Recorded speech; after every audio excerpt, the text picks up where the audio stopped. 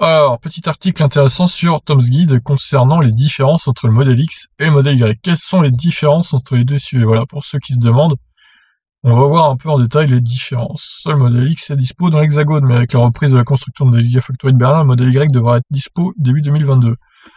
Alors normalement c'est censé être 2021, pas 2022, mais bon, on verra si la construction se termine dans les temps. Alors, lequel est le moins cher? La première différence est celle qui devrait guider la plupart des acheteurs potentiels et le prix. Plus haut de gamme, le modèle X Grande Autonomie commence à 89 990 €. La version performance est plus chère à partir de 106 990. Le modèle Y est bien plus abordable.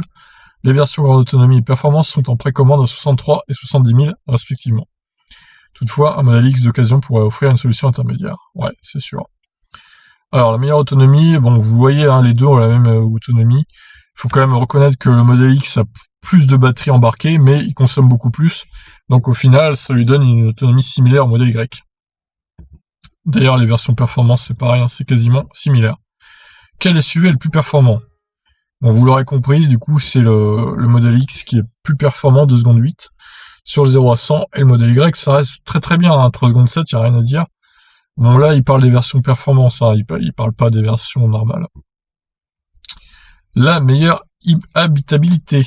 Les deux SUV offrent 5 places. Il est possible d'ajouter une troisième rangée de 2 sièges sur le modèle X pour 3 700 €.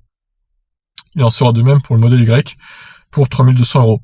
Bon, pour le coup, dans le modèle Y, je pense que les gens dans la troisième rangée seront un peu à l'étroit.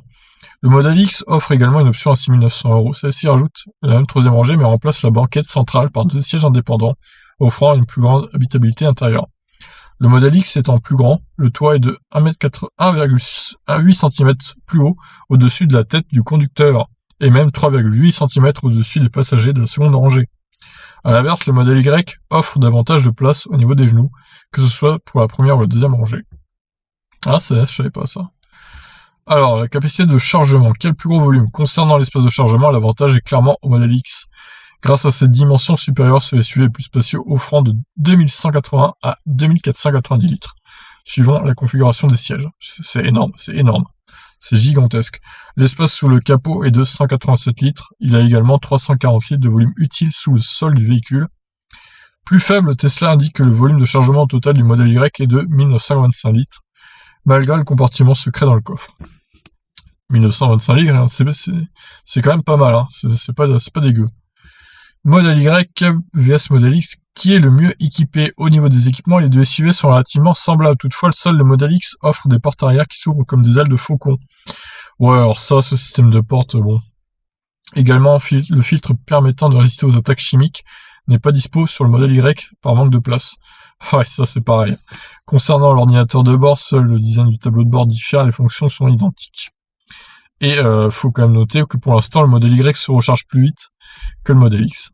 C'est quand même important à signaler. Voilà, j'espère que ça vous a aidé à choisir entre les deux, si vous devez choisir entre ces deux modèles. Je vous laisse réagir. Quel est votre véhicule préféré? Ciao.